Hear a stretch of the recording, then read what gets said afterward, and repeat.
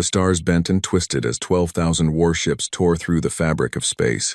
Reality screamed as the Velthari Dominion's greatest armada emerged from hyperspace at the edge of an unremarkable solar system.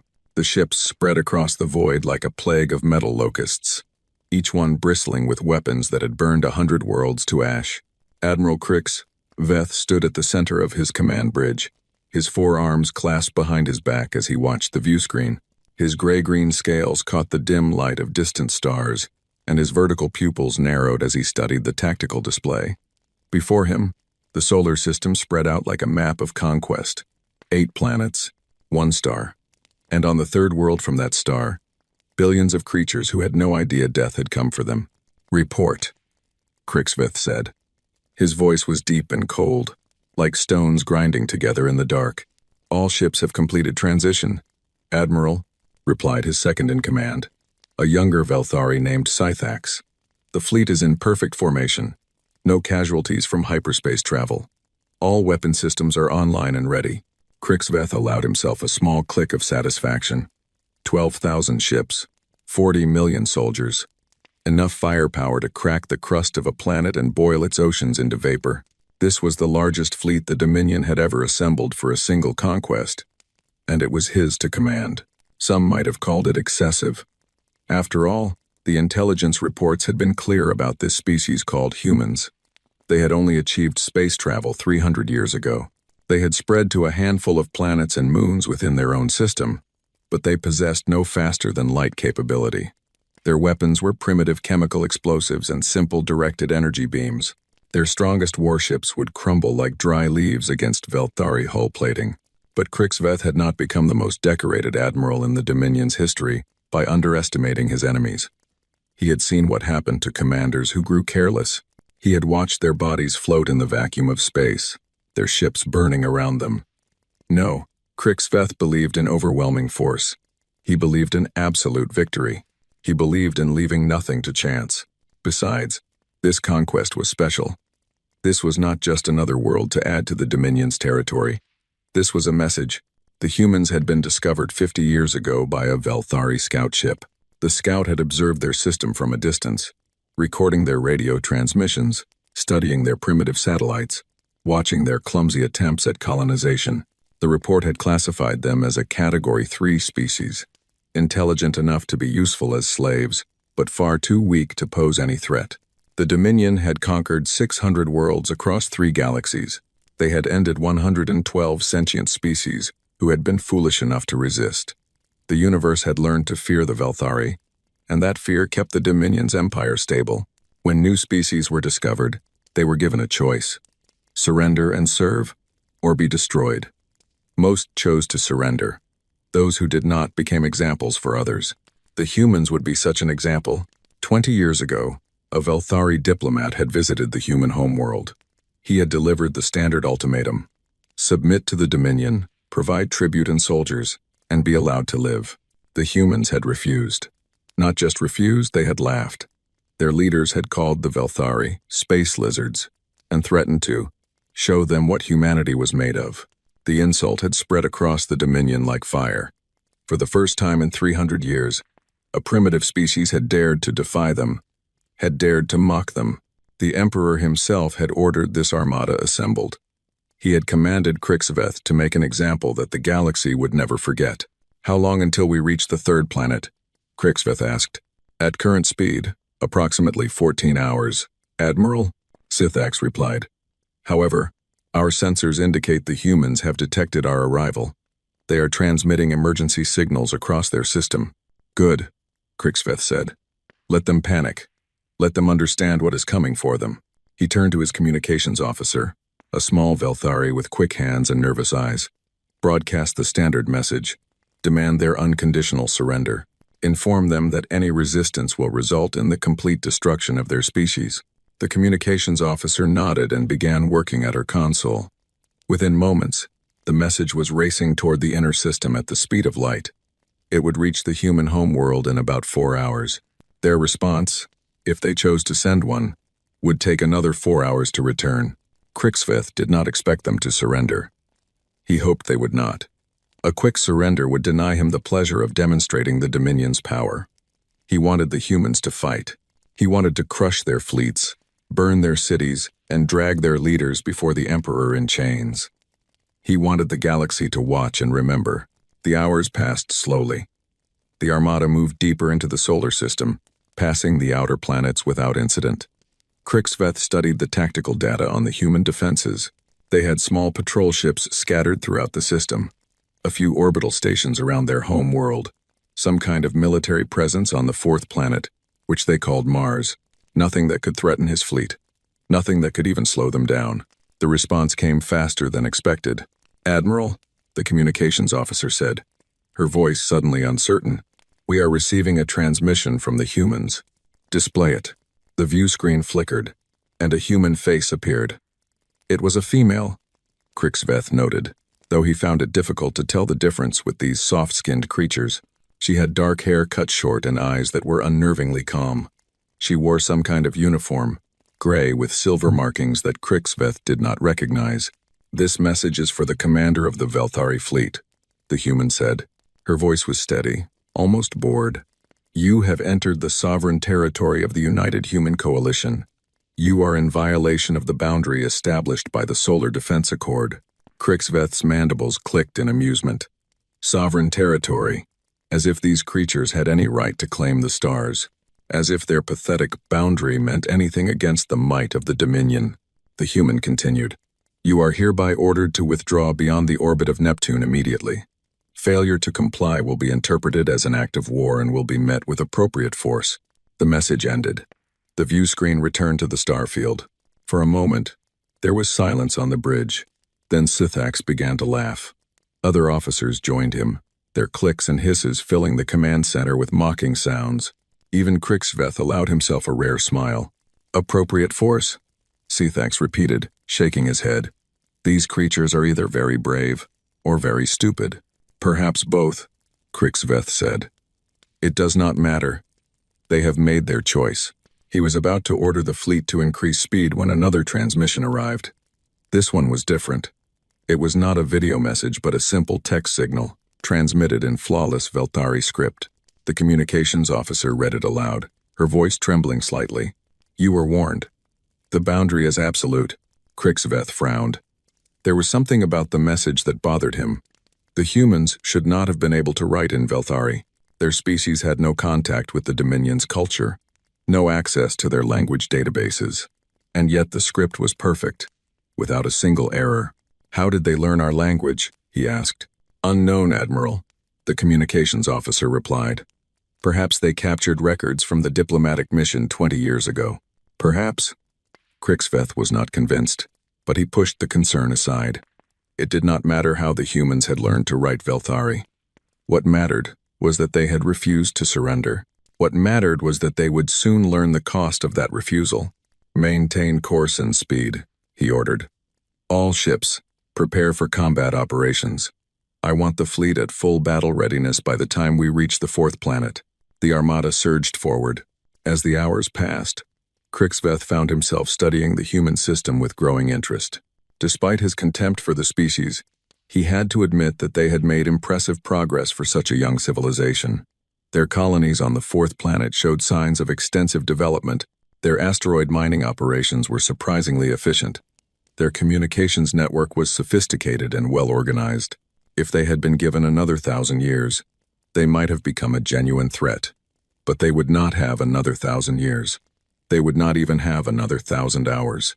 The fleet passed the fifth planet, a massive gas giant that the humans called Jupiter.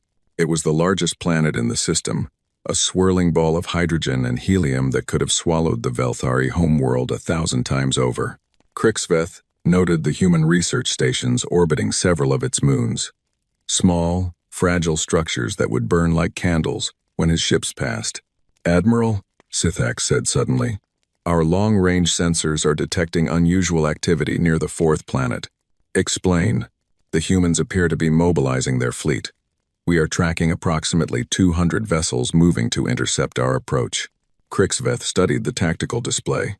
200 ships, against his 12,000. The humans were either mounting a token resistance or they truly did not understand what they were facing.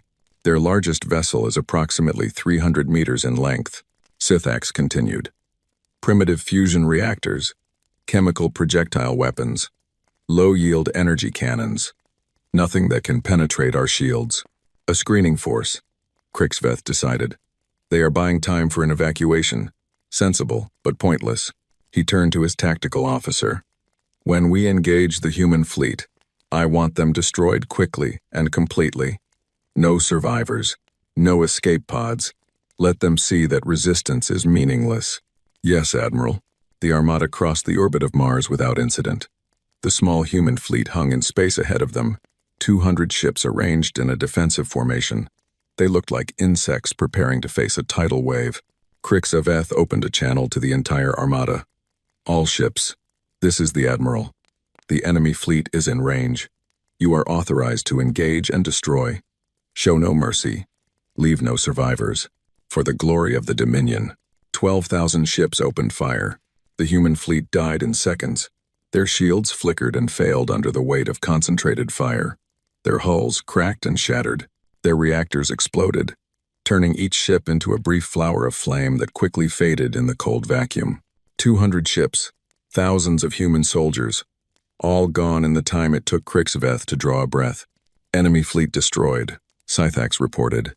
No survivors detected. Excellent. Krixveth felt a warm glow of satisfaction. Continue on course to the third planet. I want to be in orbit within 6 hours. The Armada moved forward, leaving the wreckage of the human fleet behind. Ahead, the blue-green marble of Earth hung in the darkness, growing larger with each passing minute. Soon, Krixveth would stand in its skies and watch it burn. Soon, the humans would learn the price of defiance. He did not notice the silence.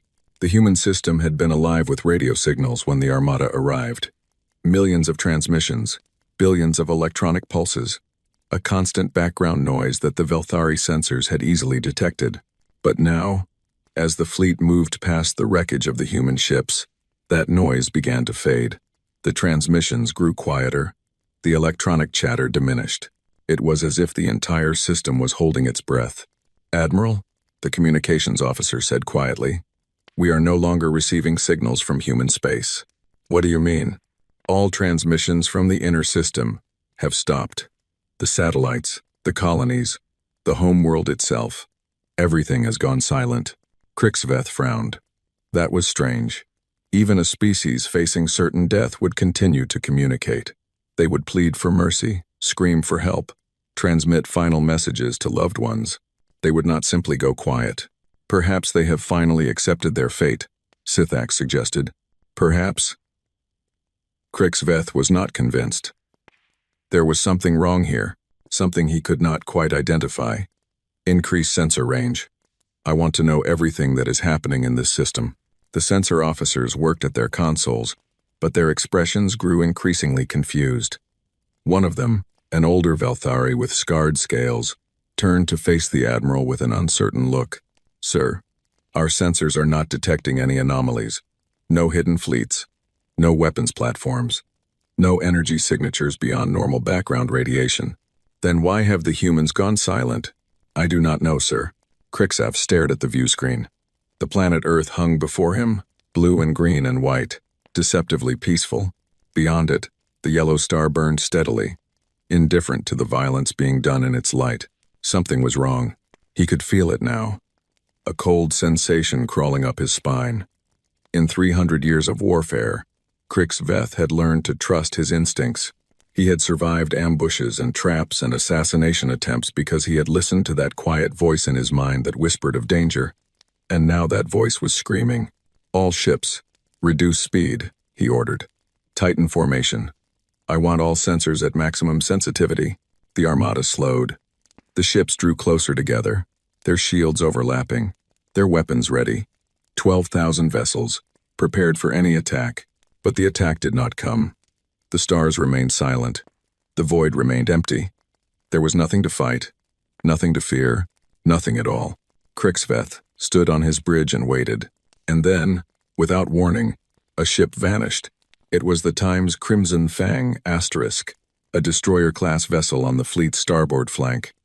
One moment it was there, transmitting telemetry, its lights blazing against the darkness. The next moment, It was gone. No explosion, no debris, no distress signal. It simply ceased to exist, as if it had never been there at all. What happened? Krixveth demanded. Where is the Times Crimson Fang asterisk? Unknown, Admiral. Sithax replied, his voice suddenly tight with fear. We lost all contact. Sensors show nothing. It is as if the ship was never there. Before Krixveth could respond, another ship vanished. Then another. Then 5 more. Then 20. Across the fleet, ships were disappearing without explanation. No attacks, no weapons fire, no enemies to fight. Just nothing. One moment they were there. The next moment they were gone. Krixveth felt the cold sensation in his spine spread through his entire body. This was wrong. This was impossible. This was something his experience had never prepared him for. All ships, full reverse, he shouted. Get us out of here. But even as he gave the order, he knew it was too late. The Armada was coming apart around him, ships vanishing by the dozen, and there was nothing he could do to stop it. The boundary, the human message had said. The boundary is absolute. For the first time in 300 years, Admiral Krixveth understood what it meant to be afraid. The bridge of the Times' eternal subjugation times had become a place of chaos. Officers screamed into their communication devices. Warning lights flashed red and yellow across every console. The tactical display, which had shown 12,000 warships in perfect formation just minutes ago, now flickered with hundreds of empty spaces where ships had been. Admiral Krixveth stood at the center of it all, his 4 arms gripping the railing in front of him so tightly that his claws left marks in the metal. His eyes moved across the viewscreen, watching his fleet die, and he could not understand what he was seeing. How many? He demanded. How many ships have we lost? Sithax checked his console with shaking hands. 3,000, Admiral. 3,000 ships in the last 11 minutes. And the rate is increasing. 3,000 ships, 12 million soldiers, gone without a trace. And there was nothing on the sensors. No enemy fleet, no weapons fire, no missiles or beams or bombs. The ships were simply vanishing, one after another, erased from existence by an invisible hand. This is impossible, Krixveth whispered. This cannot be happening. But it was happening. As he watched, another cluster of ships disappeared from the tactical display. 50 vessels, including 2 heavy cruisers, simply stopped existing. Their lights went out. Their signals ended. Where they had been, there was only empty space. Admiral, we are receiving emergency transmissions from across the fleet, the communications officer reported. Her voice was high and thin with fear. Captains are reporting that their ships are being disassembled. Disassembled? What do you mean? I do not know, sir. Captain Vreth of the Times Iron Claw Times reported that his hull was dissolving. He said it was like the metal was turning to dust. Then his signal cut off. Krixveth felt his stomach twist. Dissolving. Turning to dust. What kind of weapon could do that?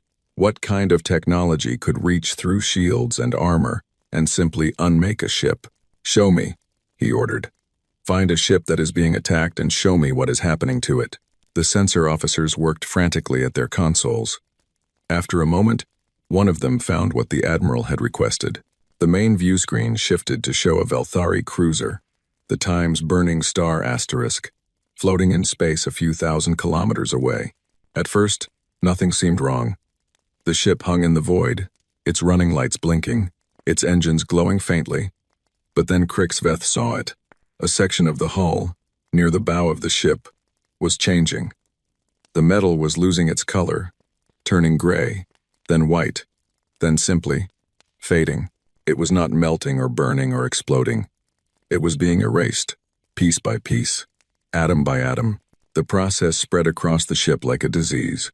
Within seconds, a quarter of the hull was gone. Then half. The ship's systems began to fail. Lights went out. Engines sputtered and died, and still the erasure continued, eating through the vessel from one end to the other. Krixveth saw escape pods launching from the doomed ship, small capsules carrying Velthari soldiers who were trying desperately to survive. But the invisible force did not spare them. One by one, the escape pods faded into nothing, their occupants dying without even understanding what was killing them. In less than a minute, the Times Burning Star Times was gone.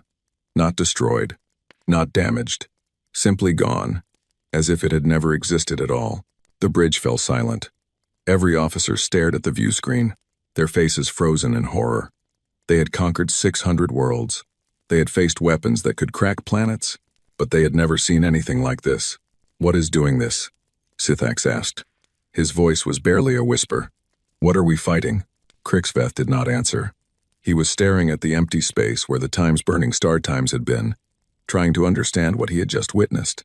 The technology to disassemble matter at the atomic level was theoretical at best. Even the most advanced species in the galaxy had never achieved anything like it. And yet the humans, these primitive creatures who had barely left their own planet, were using it as a weapon. No, that was impossible. The humans could not have developed such technology. They were centuries behind the Dominion. They were weak. They were nothing. But the evidence was right in front of him. His fleet was dying, and there was nothing he could do to stop it. "Admiral," one of the sensor officers said suddenly, "I think I have found something." "Report, our sensors cannot detect the weapon itself, but I have been tracking the pattern of destruction, the ships that are being attacked. They all have something in common." "What?" "They have all crossed a specific point in space. A boundary, approximately halfway between the 5th and 4th planets. Every ship that crosses that line is destroyed. Every ship that remains on this side of the line is still intact." Crixveth felt his blood run cold. "The boundary," the human message had said. "The boundary is absolute. How did we not detect this before?" he demanded. "There was nothing to detect, Admiral. No energy field. No physical barrier. Nothing our sensors could identify. It is as if the boundary itself is invisible until a ship crosses it." Crixveth turned to his tactical officer. "Order all ships to full stop. No one crosses that line until we understand what we are dealing with." "Yes, Admiral." The order went out across the fleet, but it was too late for many. Ships that were already past the boundary continued to vanish. Vessels that had been moving too fast to stop in time crossed the invisible line and were immediately attacked. In the minutes that followed, another 500 ships were lost. When the destruction finally slowed, Crixveth took stock of what remained. Of his 12,000 warships, only 7,000 were still intact. 5,000 ships, 20 million soldiers, had been erased in less than half an hour, and they had not even reached the enemy's homeworld. "This is madness," Sithax said. He was pacing back and forth across the bridge, his tail twitching with agitation. "We should retreat. We should return to Dominion space and report what has happened." "And tell the Emperor what?" Crixveth snapped. "That we lost half our fleet to an enemy we could not see? That we fled from a species that we were supposed to conquer? I would be executed for cowardice."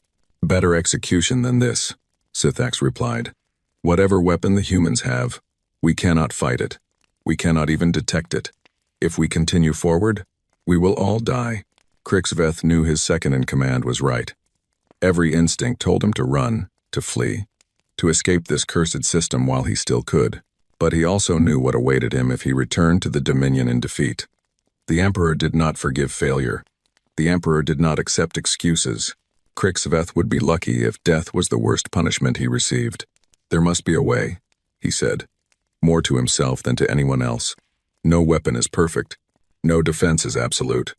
There must be a weakness we can exploit." He turned to his science officers. "Analyze the boundary. Study the destruction pattern. Find me something I can use." The science officers worked in frightened silence, their instruments scanning the empty space where thousands of ships had died. Minutes passed. The surviving fleet held its position, too afraid to move forward, too stubborn to retreat. Finally, the senior science officer approached the Admiral with a data tablet in his hands. His scales were pale, and his eyes kept darting toward the view screen as if he expected his own ship to start dissolving at any moment.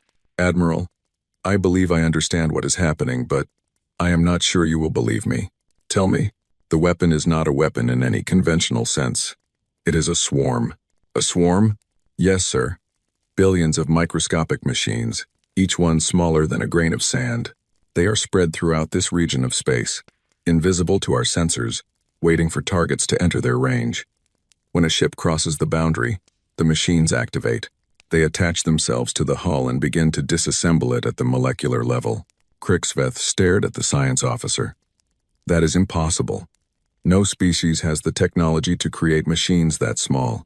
No species has the resources to deploy them across such a vast area. The evidence suggests otherwise, Admiral. The destruction pattern is consistent with nanoscale machinery. The speed of disassembly indicates highly efficient molecular manipulation. And the fact that we cannot detect the machines suggests they are designed to avoid conventional sensor frequencies. Then how do we stop them? How do we defend against something we cannot see? The science officer hesitated. When he spoke again, his voice was barely audible. I do not know, sir. Our shields have no effect. Our armor provides no protection. The machines simply pass through any defense we have and attack the underlying material. What about targeting the machines themselves? If we flood the area with weapons fire, surely we can destroy at least some of them. We could try, Admiral. But the density of the swarm is enormous. There are trillions of machines in every cubic kilometer of space. Even if we destroyed 99% of them, the remainder would still be enough to annihilate our entire fleet. Krixveth felt something he had not experienced in 3 centuries of warfare. Despair. He had faced overwhelming odds before. He had fought enemies with superior numbers, superior technology, superior positions, and he had always found a way to win. But this was different. This was not a battle he could win through courage or cunning or strength. This was a trap, and he had walked his entire fleet into it. There is something else, Admiral. The science officer continued reluctantly. Something worse. What could possibly be worse? I have been analyzing the machine's behavior patterns. They are not operating independently. They are coordinated by some kind of central intelligence.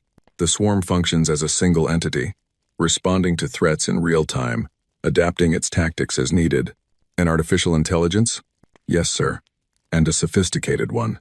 The way the machines targeted our ships, the order of destruction, the timing of attacks, it all suggests strategic thinking.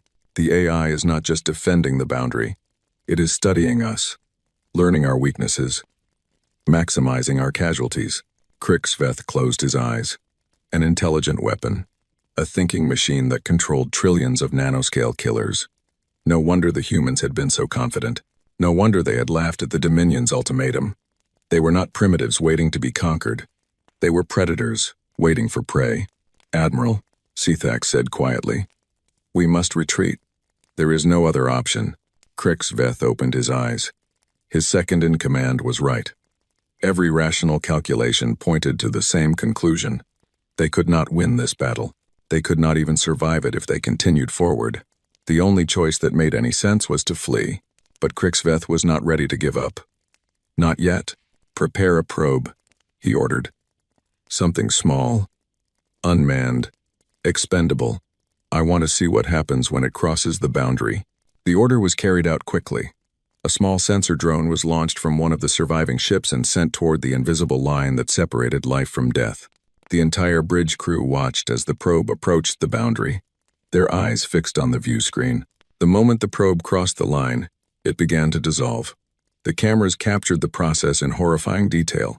Microscopic particles swarmed over the drone's surface, eating through its hull, consuming its circuits, leaving nothing behind but empty space. The whole process took less than 10 seconds. Fascinating, Krixveth murmured. Even in the face of death, he could not help but admire the elegance of the weapon. It was perfect, invisible, unstoppable, and absolutely lethal. Whoever had designed it was a genius, or a monster. Admiral, we are receiving another transmission from the human system, the communications officer reported. Display it. The view screen changed to show the same human female who had sent the earlier message. She looked exactly the same as before, calm, confident, utterly unafraid. Behind her, Krixveth could see other humans working at consoles, their faces lit by the glow of holographic displays. Admiral Krixveth, the human said, I see you have discovered the Artemis network. Impressive, is it not? 11 billion drones, spread across 1 trillion cubic kilometers of space, all controlled by a quantum-linked artificial intelligence. We have been building it for 200 years. It was completed 50 years ago, just in time for your scout ship to arrive. Krixveth stared at the screen. 200 years. These creatures had been preparing for this moment for 200 years, long before the Dominion had even known they existed. "You are wondering how we knew you would come," the human continued, as if reading his thoughts. "The answer is simple. We know everything about the Velthari Dominion. We have studied you for centuries. We know your history, your culture, your military tactics. We know the locations of your 12 homeworlds. We know the names of your admirals, the strength of your fleets, the weaknesses of your technology." She leaned forward, and for the first time, Krixveth saw something cold and hard in her eyes. "We also know what you have done. 112 species, Admiral. 112 civilizations. Destroyed because they refused to bow to your empire. Children burned alive. Cities reduced to ash. Entire worlds left lifeless and dead." Her voice dropped to a whisper that somehow filled the entire bridge. "Did you think there would be no consequences? Did you think the universe would let you continue forever?" The transmission ended. The view screen returned to the star field, showing the empty space where thousands of ships had died. Krixveth stood in silence for a long moment. When he finally spoke, his voice was hollow. "Prepare the fleet for hyperspace transition. We are returning to Dominion space." "Yes, Admiral," Sithax replied, relief flooding his voice. "Shall I send a warning to the Emperor? To tell him what we have discovered?" "No. I will deliver the report myself. The Emperor must understand what we are facing. This species, these humans, they are not what we thought they were." The surviving ships began to power up their hyperspace drives. Krixveth watched the process on his tactical display, counting the vessels as they prepared to flee. 7,000 ships. Less than 2/3 of the fleet he had brought into this system. The greatest defeat in the Dominion's history. And then the drives failed. All of them. Every ship in the fleet. The hyperspace engines powered down as if someone had simply switched them off. Warning lights flashed across the bridge of the Time's eternal subjugation asterisk, and the engineering officer turned to face the Admiral with terror in his eyes. "Admiral, we have lost hyperspace capability. The fuel cells, they are being converted into inert matter. Something is consuming them." Krixveth felt his heart stop. The machines. They had crossed the boundary while chasing the human screening force. They had been inside the swarm's range all along. "No," he whispered. "No. No. He spun toward the tactical display, and what he saw confirmed his worst fears. The nanomachines were no longer waiting at the boundary. They were inside the fleet. They had passed through the ship's shields and hulls without being detected, and now they were attacking from within. Ships began to vanish again. Not just the ones that had crossed the boundary, but all of them. The machines had been waiting, studying, learning, and now they were finishing what they had started. "All ships! Emergency protocols!" Krixveth shouted. "Seal all compartments. Activate internal force fields. Do something." But there was nothing to do. The machines were too small to stop, too numerous to destroy, too intelligent to fool. They ate through metal and plastic and flesh with equal ease, converting matter into energy, leaving nothing behind. Krixveth watched his fleet die, and he understood at last what the humans had done. They had never intended to let any ship escape. The boundary had not been a warning. It had been a trap, a cage, a killing ground. The Velthari Dominion had come to conquer Earth. They would never even see it. Deep beneath the rust-red surface of Mars, in a facility that appeared on no map and existed in no official record, Director Chenwei stood before a wall of holographic displays and watched the end of an invasion. The displays showed everything. Every ship in the Velthari fleet, every drone in the Artemis network, every calculation made by the quantum AI that controlled humanity's defense grid. Numbers and images and data streams flowed across the screens in endless waves, telling the story of a battle that was not really a battle at all. It was an execution. "Current status," Chenwei said calmly. The AI's voice filled the room, smooth and emotionless. "Velthari fleet strength has been reduced to 4,000. 217 vessels. Rate of elimination, approximately 340 ships per minute. Estimated time to complete destruction, 12 minutes and 37 seconds. Chenwei nodded. Everything was proceeding according to plan. The Artemis network was performing exactly as designed, its 11 billion drones working in perfect coordination to erase the largest invasion force the galaxy had ever seen. In less than an hour, there would be nothing left of the Velthari Armada but scattered atoms drifting in the void. Any attempts at communication from the enemy fleet, multiple transmissions detected, emergency distress signals, surrender requests, pleas for mercy, all have been logged and ignored per standing protocol. Good. Continue operation. Chen Wei turned away from the displays and walked to the observation window on the far side of the room. Beyond the thick glass, the Martian landscape stretched toward distant mountains, painted in shades of red and orange by the setting sun. It was a beautiful view, peaceful and serene, giving no hint of the violence being done in the space beyond the planet's atmosphere. She thought about the Velthari soldiers dying out there, millions of them, trapped in metal coffins, watching their ships dissolve around them. She wondered if they understood what was happening, if they had any idea why they were dying. Probably not. The Velthari were conquerors. They thought in terms of strength and weakness, power and submission. They could not comprehend a species that would hide its strength, that would appear weak when it was strong, that would wait centuries for the perfect moment to strike. To them, such behavior was impossible, shameful, cowardly. They did not understand that patience was the greatest weapon of all. A door opened behind her, and Chen Wei turned to see General Marcus Stone enter the room. He was a tall man with gray hair and sharp blue eyes, his military uniform decorated with medals from a dozen campaigns that the public knew nothing about. He had been fighting in the shadows for 40 years, commanding fleets that did not officially exist, winning wars that were never recorded in history books. "Director," he said with a nod. "The Council has been watching the operation. They are pleased. They should be. We have been preparing for this moment for 2 centuries. It would be disappointing if things went wrong now." Stone walked to the displays and studied the tactical situation. The Velthari fleet was shrinking rapidly, ships vanishing from the projection like stars going out one by one. Hard to believe it is finally happening. After all these years of waiting, hiding, pretending to be weak, after all the times we had to watch other species suffer because we were not ready to act, we had no choice, Chen Wei replied. If we had revealed ourselves too soon, the Dominion would have destroyed us. We needed time to build the network, to establish our hidden infrastructure, to prepare for the war we knew was coming. I know. I understand the logic. But it was still hard, watching the Threxian homeworld burn, seeing the Kalori reduced to slaves. Knowing we had the power to help and choosing to do nothing, Chen Wei was silent for a moment. She remembered those years well. The reports that came in from across the galaxy, documenting the Dominion's atrocities, the debates within the Council about whether to intervene, the painful decision to remain hidden, to sacrifice others so that humanity might survive. It had been the right choice.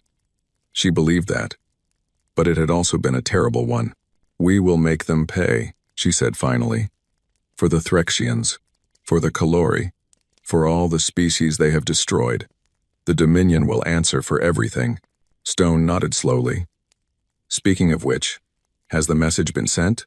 It was transmitted the moment the first Velthari ship crossed the boundary. It will reach the Dominion's home sector in approximately 14 years. 14 years. A long time to wait for a response. We have waited longer. And besides, we will not be idle during those years. The Council has already authorized the next phase of operations. Stone raised an eyebrow. "Already? I thought we would take some time to assess the situation before moving forward. There is nothing to assess. The Velthari came to conquer us. They failed. Now we will take the war to them. It is what we have been planning all along." She turned back to the observation window, her reflection ghost-like against the Martian sunset. 300 years ago, when we first made contact with the Remnant, they showed us the truth about the galaxy. They showed us that the universe was filled with predators who consumed young species before they could grow. They showed us what happened to civilizations that revealed themselves too soon. "The Remnant?" Stone said quietly.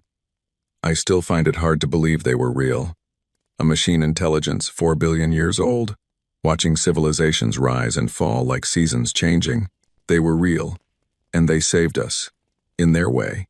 They gave us the knowledge we needed to survive. They taught us how to hide, how to build, how to prepare.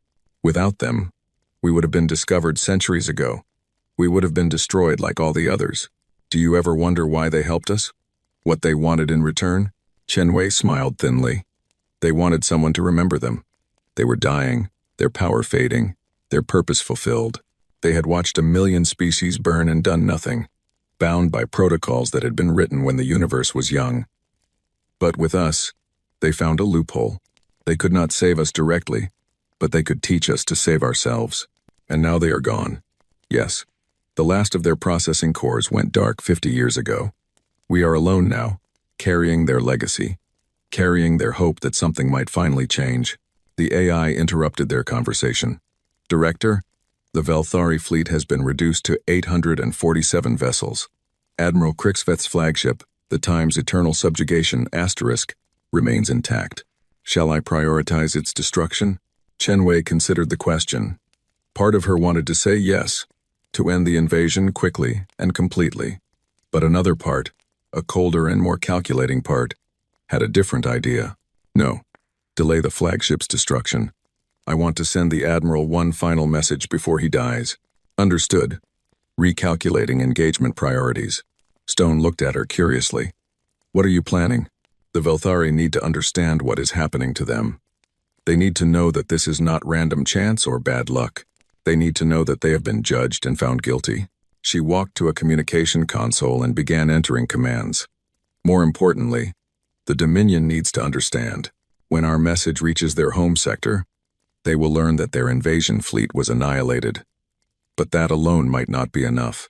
They might think it was a fluke, a one-time event, something that could never happen again. You want to make sure they know we are coming for them. Yes, I want them to feel what their victims have felt.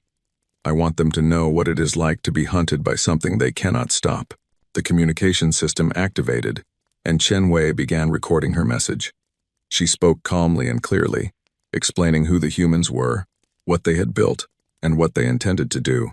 She described the Artemis network in detail, knowing that the information would terrify the Dominion's leaders. She listed the coordinates of every Velthari homeworld, every major shipyard, every strategic installation. She made it clear that humanity knew everything about their enemy and was coming to destroy them. When she finished, she transmitted the message to the Time's Eternal Subjugation *. Let the Admiral hear it in his final moments. Let him understand that his empire's days were numbered.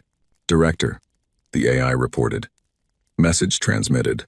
The Admiral's ship will be destroyed in approximately 3 minutes. Good. Resume normal elimination protocols. On the displays, the last Velthari ships were vanishing. 800 became 500. 500 became 200. The Artemis network worked with mechanical precision, its drones disassembling matter with the same efficiency that they had been designed for. No mercy, no hesitation, no survivors. Chen Wei watched the destruction with cold satisfaction. These creatures had come to enslave her species. They had intended to burn Earth, to murder billions, to add humanity to the list of civilizations they had exterminated. They deserved everything that was happening to them. But even as she thought this, a small voice in the back of her mind whispered a warning. This was how the Velthari had started. This was how all conquerors started. With righteous anger, with justified vengeance, with the belief that their enemies deserved to die. She pushed the thought away. Humanity was different. Humanity had to be different. They were not conquerors. They were liberators. They were going to free the galaxy from the Dominion's tyranny and create something better. Weren't they? Director, Stone said, breaking into her thoughts. The Council wants to know if you have any final observations before the operation concludes. Chen Wei took a deep breath. Tell them that the Artemis network has performed beyond expectations. Tell them that our technology is ready for deployment against the Dominion's core systems. And tell them. She paused, choosing her words carefully. Tell them that we must be careful. We are about to become the most powerful force in the galaxy. That kind of power can corrupt even the best intentions. Stone nodded slowly. I will pass along your message. On the displays, the final Velthari ships were disappearing. 50 remained, then 30, then 10. The drones worked with relentless efficiency, consuming metal and flesh and leaving nothing behind but empty space. The Time's Eternal Subjugation Times was the last to die. Chen Wei watched as the nanomachines swarmed over its hull, eating through armor and bulkheads, disassembling systems and structures. She imagined Admiral Krixveth on his bridge, watching his ship dissolve around him, understanding at last that he had been outmatched from the very beginning. Did he feel fear in those final moments? Did he feel regret? Did he think about all the species he had destroyed and wonder if this was some kind of cosmic justice? She would never know.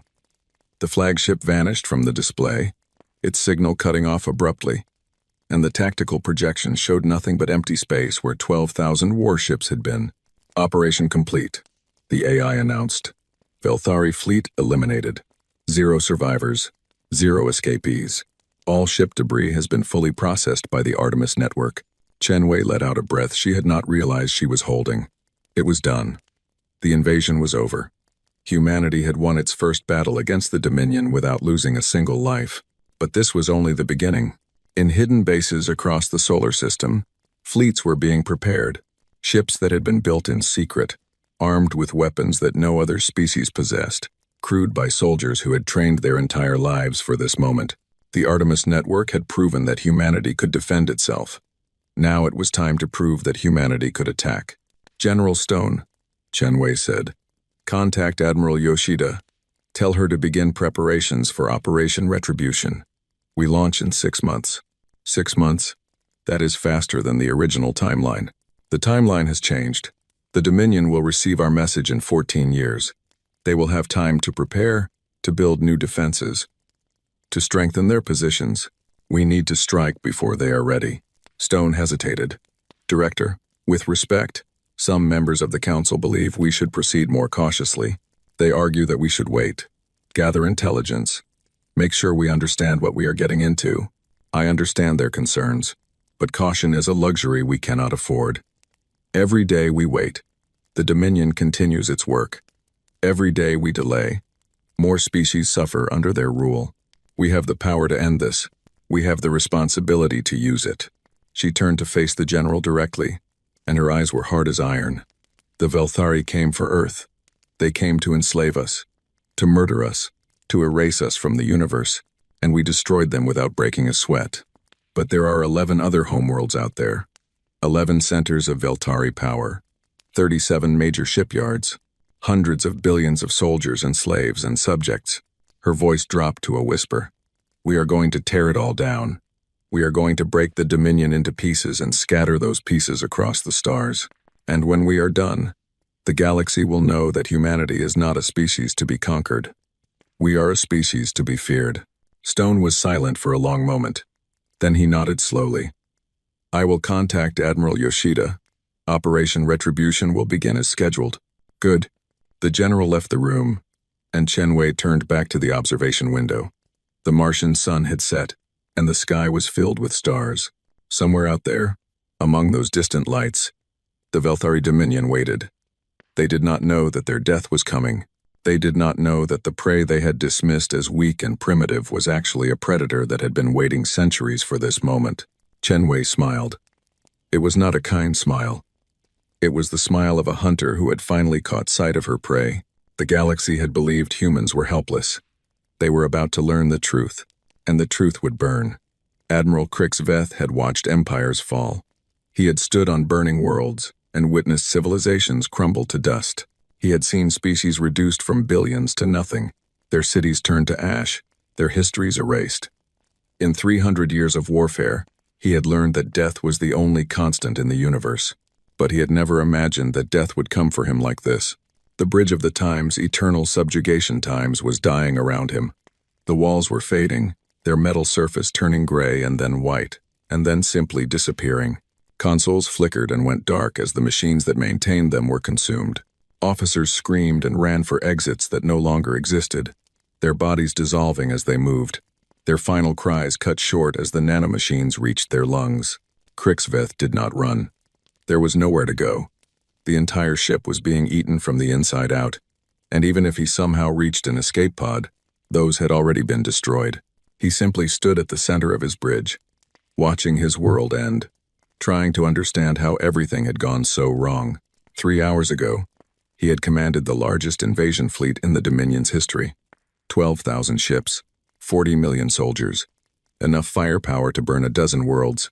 He had been so confident, so certain of victory. The humans were primitives. They had no chance against the might of the Velthari. Now those 12,000 ships were gone. 40 million soldiers were dead or dying. And Krixveth was about to join them, killed by an enemy he could not see, destroyed by a weapon he could not fight. The message from the human had played on his view screen minutes ago. He had listened to every word, his disbelief growing with each sentence. The humans had known about the Dominion for centuries. They had been preparing for this invasion since before Krixveth was born. They had built a weapon that could destroy entire fleets without firing a single shot, and they had kept it hidden until the perfect moment. "We know the locations of your 12 homeworlds," the human had said. "We are coming." Krixveth believed her. He had seen what the humans could do. He had watched them annihilate his fleet with the casual efficiency of a farmer cutting wheat. If they could build something like the Artemis network, they could build anything. Ships that could cross galaxies in days, weapons that could destroy stars, armies that could sweep through the Dominion like a plague. The universe was about to change. The Velthari, who had ruled unchallenged for 10,000 years, were about to face an enemy they could not defeat, and there was nothing Krixveth could do about it. He was going to die here, in this dissolving ship, at the edge of a solar system that should have been an easy conquest. He would not see his homeworld again. He would not stand before the Emperor and deliver his report. He would not warn his people of the storm that was coming. He would simply vanish, like all the others. One more victim of humanity's vengeance. Sithax appeared beside him, his second-in-command scales pale with terror. Half of the younger Velthari's body was already fading, the nanomachines eating through his flesh with mechanical precision. He should have been screaming in agony, but instead he was strangely calm, as if he had accepted his fate. "Admiral," Sithax said, his voice thin and distant, "I wanted to tell you. I am sorry." "Sorry for what?" "For not being stronger. For not finding a way to save the fleet. For failing you." Krixveth shook his head slowly. "You did not fail me. I failed myself. I underestimated our enemy. I led us into a trap that I should have seen coming. This defeat is mine, not yours.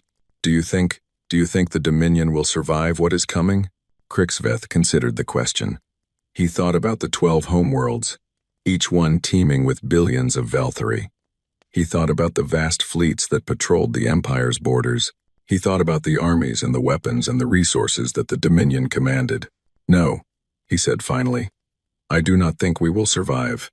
These humans, they are not what we thought they were. They are not primitives struggling to reach the stars. They are predators, like us. But they are smarter than us, more patient, more ruthless."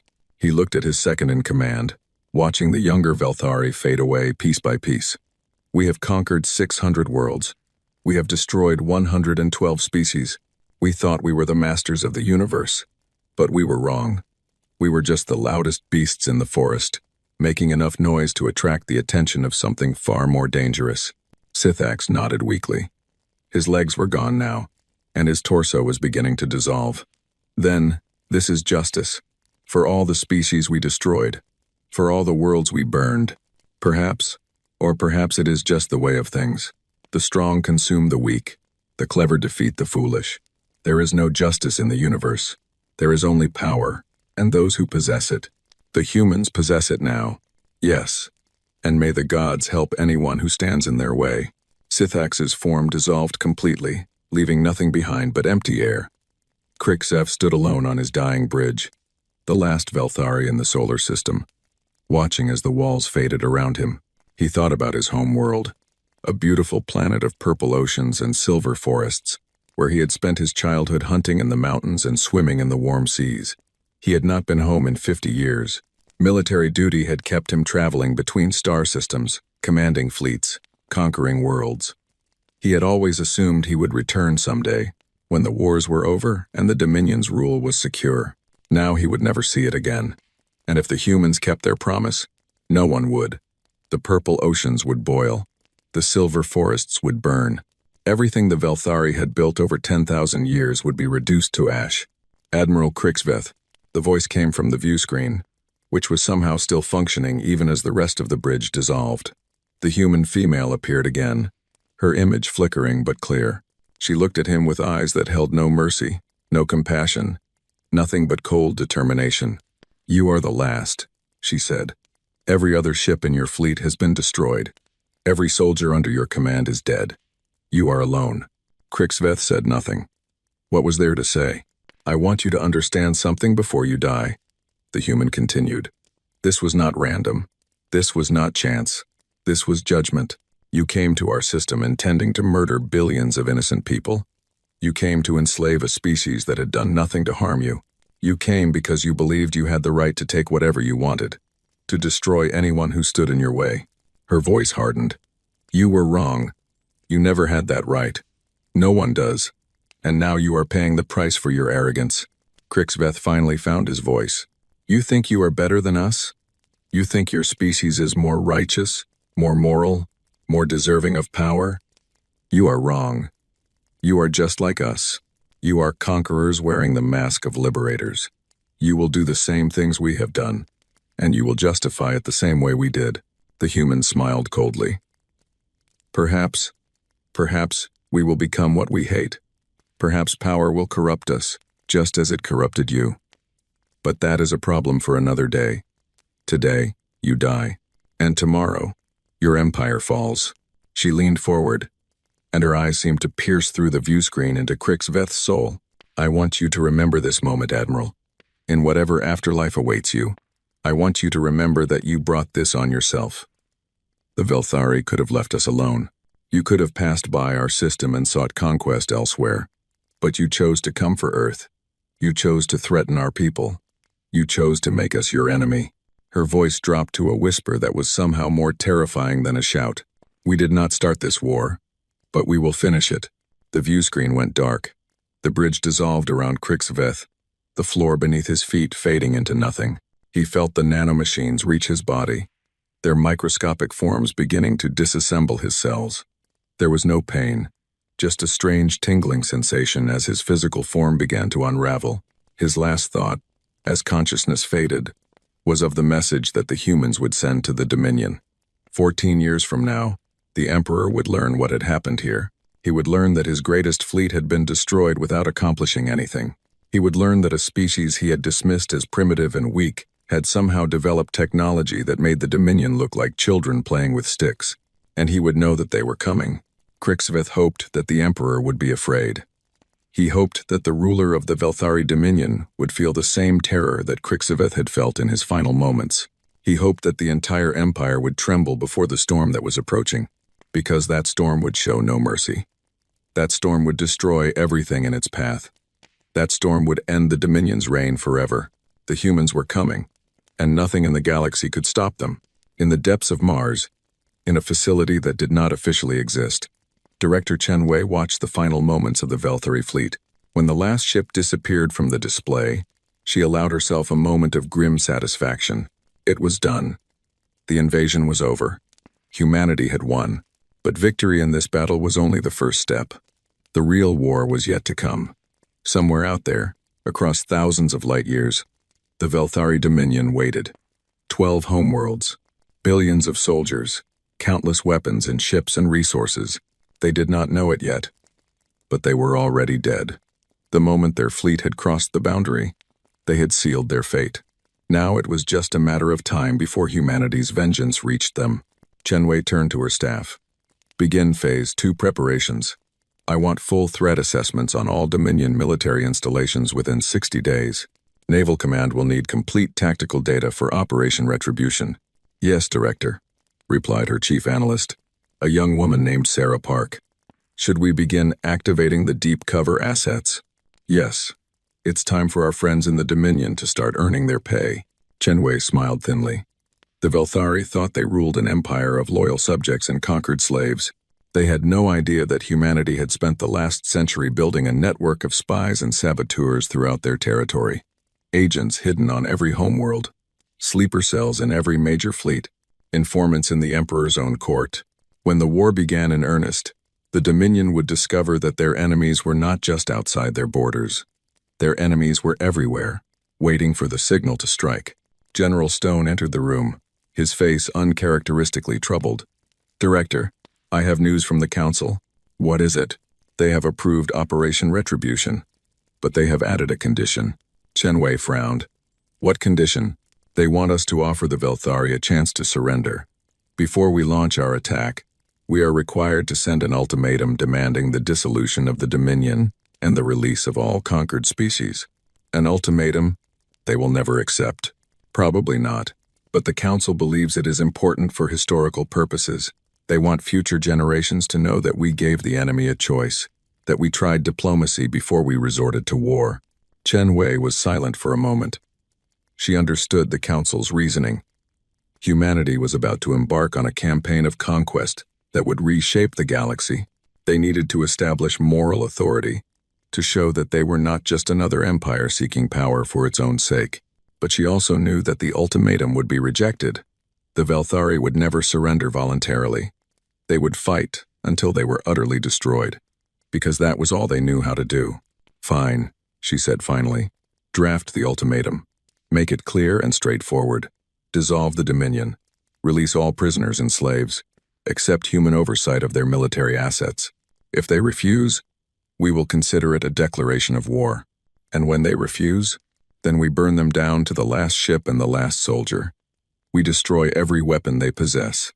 We liberate every world they have conquered. And we make sure that nothing like the Velthari Dominion ever rises again. Stone nodded slowly. The Council wanted me to ask you one more question. After the Dominion falls, what then? What do we do with all that power? It was a good question. Chen Wei had thought about it many times over the years. Humanity was about to become the dominant force in the galaxy. They would control more territory than any species in history. They would possess weapons that could destroy stars. What would they do with that power? Would they use it wisely, building a just and peaceful civilization? Or would they succumb to the same corruption that had consumed the Velthari? I don't know, she admitted. I hope we will be better than our enemies. I hope we will learn from their mistakes. But I cannot promise anything. Power is a dangerous thing, General. It changes people. It changes civilizations. All we can do is try our best and hope that it is enough. She turned back to the displays, watching the empty space where the Velthari fleet had been. One thing I do know. We cannot go back to hiding. We cannot pretend to be weak while the galaxy suffers. We have the power to change things. We have the responsibility to use it. Even if it means becoming what we hate, even then, because the alternative is worse. The alternative is standing by while species are exterminated and worlds are burned. The alternative is doing nothing while evil triumphs. Chen Wei's voice hardened. I would rather become a monster fighting monsters than remain pure while innocent people die.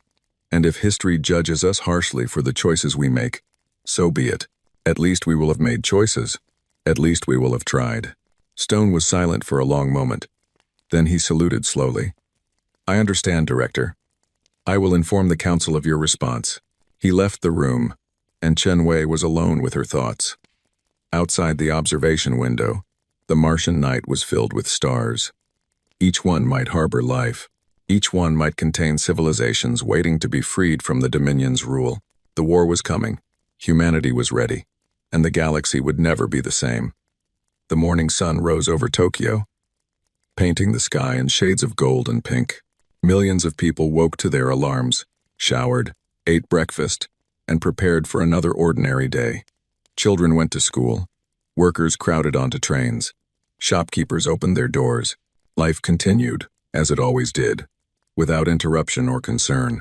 None of them knew that the world had nearly ended while they slept.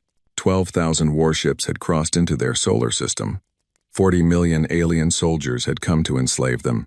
The greatest invasion force in galactic history had arrived at their doorstep, ready to burn their cities, murder their families, and erase their civilization from existence. And they had been stopped. Completely, absolutely, without a single human casualty. In the space between Mars and Jupiter, nothing remained of the Velthari Armada. The Artemis network had done its work with perfect efficiency, disassembling every ship, every soldier, every piece of equipment into component atoms. The debris itself had been consumed, converted into raw material for the network's endless expansion. Where the fleet had been, there was only empty space, indistinguishable from any other patch of void in the solar system. The people of Earth would never know how close they had come to extinction. They would never know that their survival depended on a weapon hidden beneath the Martian surface. They would never know that their governments had been preparing for this moment for 300 years, building an invisible defense that could annihilate entire civilizations. And that was exactly how the coalition wanted it. In the secure conference room beneath Geneva, the leaders of the United Human Coalition gathered to assess the situation. Presidents and prime ministers, generals and admirals, scientists and spies, all of them connected by encrypted channels that spanned the solar system. They represented the true government of humanity, the hidden power that had guided their species through 3 centuries of secret preparation. Director Chen Wei stood at the head of the virtual table, her holographic image projected to every participant. She had not slept in 36 hours, but her eyes were clear and her voice was steady. Ladies and gentlemen, Operation Boundary was a complete success. The Velthari invasion force has been eliminated. No survivors, no escapees. Our defensive capabilities remain completely unknown to external observers. The President of the United States spoke first.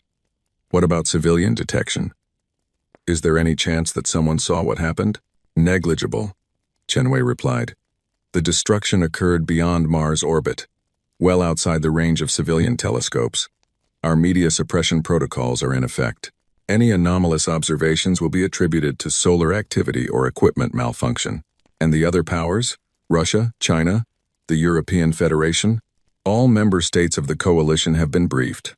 There will be no leaks. Our people understand what is at stake. The Russian president nodded slowly. Then we proceed to Phase 2? Yes. The Council has approved Operation Retribution. We will begin deploying our offensive forces within 6 months. The first targets will be the Dominion's outer supply lines and forward bases. We will work our way inward, destroying their infrastructure, liberating their conquered worlds, and eventually striking at the homeworlds themselves. How long will this campaign take? Chen Wei hesitated.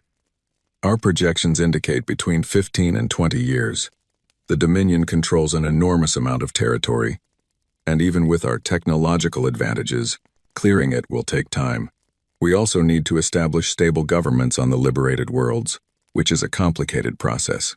The Chinese premier leaned forward. What about casualties? Our casualties? We expect them to be minimal, at least in the early stages. The Dominion has no defense against the Artemis network, and our ship-based weapons are significantly more advanced than anything they possess. However, as we push deeper into their territory, resistance will stiffen. They will learn from their mistakes. They will adapt. And at the end, when we reach the homeworlds, that will be the most difficult phase. The Velthari will fight to the death to protect their core worlds. We estimate significant casualties, possibly hundreds of thousands of our soldiers. There was silence around the table. Hundreds of thousands of lives.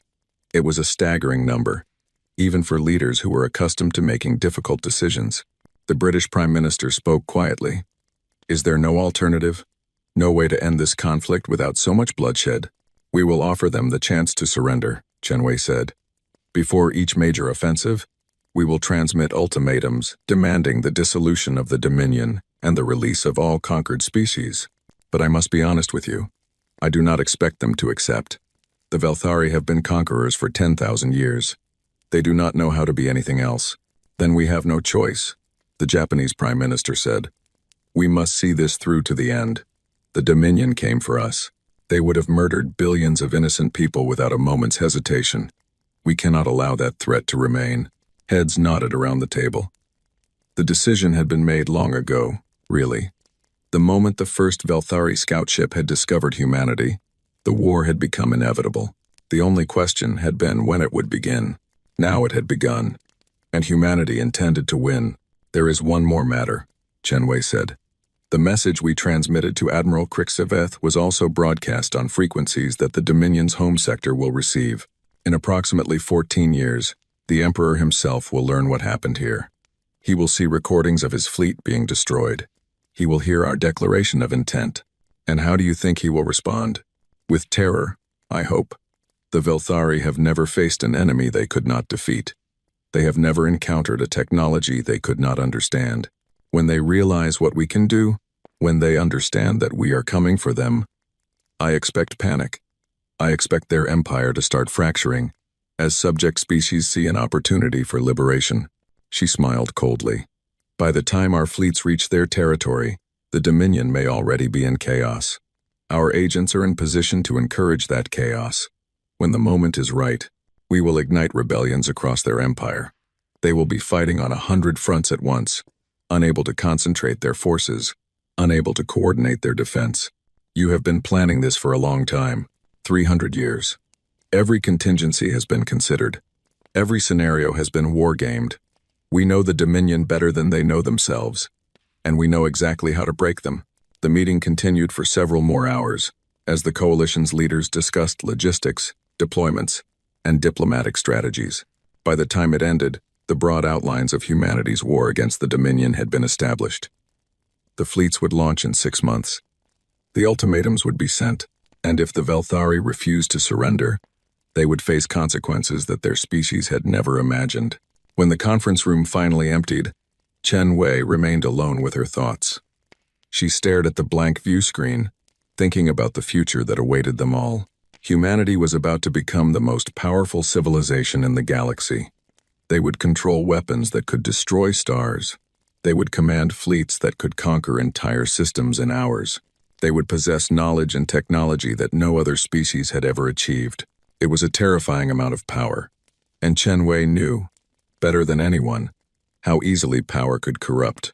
She thought about the Velthari. 10,000 years ago, they had probably been much like humanity, ambitious, curious, driven to explore and expand. But somewhere along the way, they had lost their way. They had become conquerors instead of explorers. They had learned to see other species as resources to be exploited rather than civilizations to be respected. Would humanity follow the same path? Would they look back in 10,000 years and see that they had become what they once hated? Chen Wei did not know. No one could know.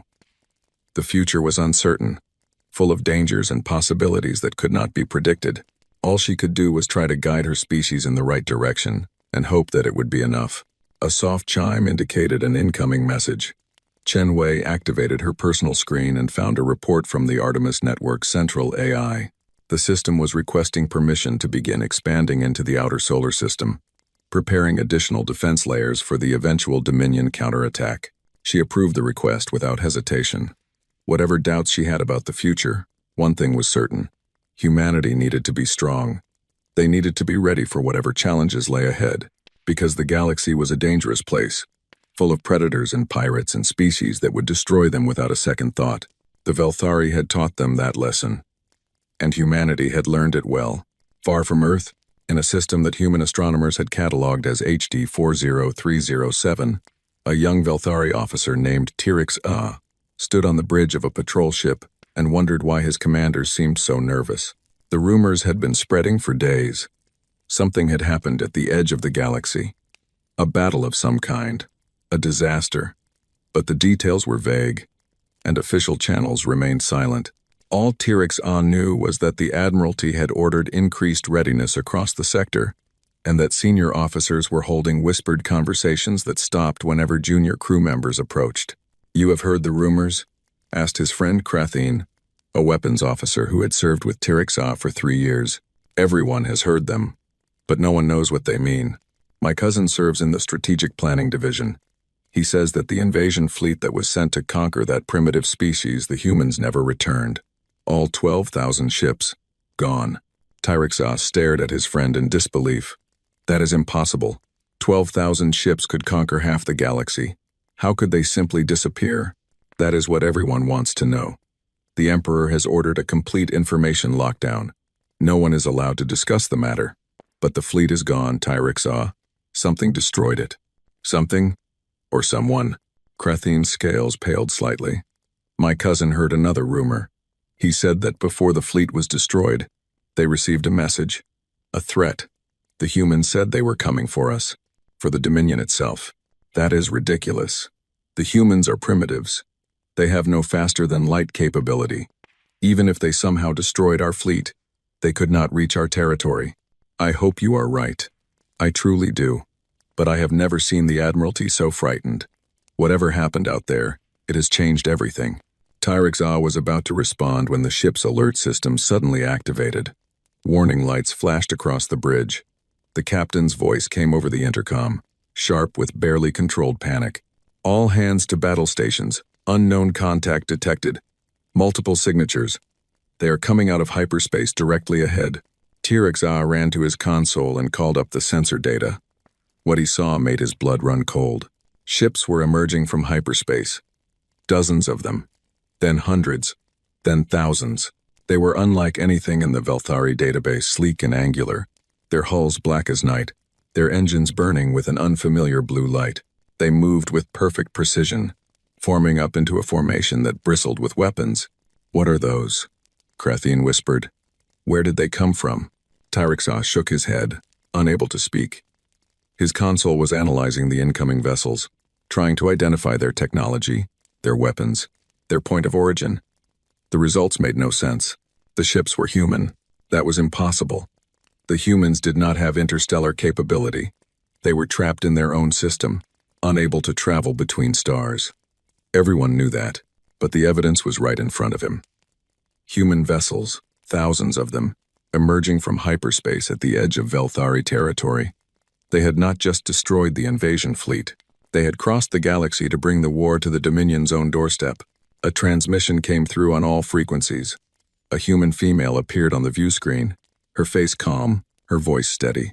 Tirixa recognized her somehow, though he had never seen her before. Perhaps from some intelligence briefing. Perhaps from a nightmare. "This message is for the people of the Velthari Dominion," she said. "I am Director Chen Wei of the United Human Coalition. 14 years ago, your empire sent a fleet to conquer our world. That fleet was destroyed." She paused, letting the words sink in. "We have spent those 14 years preparing for this moment. Building ships, training soldiers, studying your weaknesses. We know everything about your empire, every homeworld, every military base, every strategic installation. And now we have come to deliver a simple message." Her eyes hardened. "Surrender. Dissolve your empire. Release all the species you have conquered. Accept human oversight of your military forces. If you refuse, we will destroy you. Not your fleets, not your bases. You. Every Velthari world, every Velthari city, every Velthari life. This is not a threat. This is a promise." The transmission ended. The view screen went dark. And in the silence that followed, Tirixa understood that the universe had changed forever. The humans had come. And they were not prey. They were predators. The most dangerous predators the galaxy had ever seen. On the bridge of her flagship, the Times Vengeance of Terra Asterisk, Admiral Sarah Yoshida watched the Velthari patrol ships scatter before her fleet. They were running, desperately trying to escape, to warn their commanders, to spread the news of what they had seen. She let them go. She wanted them to spread the news. She wanted every Velthari in the galaxy to know what was coming. "Admiral," her tactical officer reported, "all ships are in position. We are ready to begin the assault on the supply depot." "Good. Launch the attack. No survivors, no mercy." The fleet surged forward, weapons blazing. In minutes, the Velthari installation was reduced to dust. The first battle of humanity's war against the Dominion had been won before it had barely begun. Yoshida stood on her bridge and smiled. This was just the beginning. There were thousands of targets waiting to be destroyed. Millions of slaves waiting to be freed. An entire empire waiting to be brought down. And humanity had all the time in the galaxy. Behind her, through the viewport, the stars burned cold and eternal. They had watched civilizations rise and fall for billions of years. They had seen species born and die, empires grow and crumble, wars rage and end. Now they would watch something new. They would watch humanity claim its place among the stars, not as prey, not as primitives, but as conquerors, as liberators, as the species that had faced the greatest threat in galactic history and emerged victorious. The Velthari Dominion had ruled for 10,000 years. Their time was over, and humanity's time had just begun.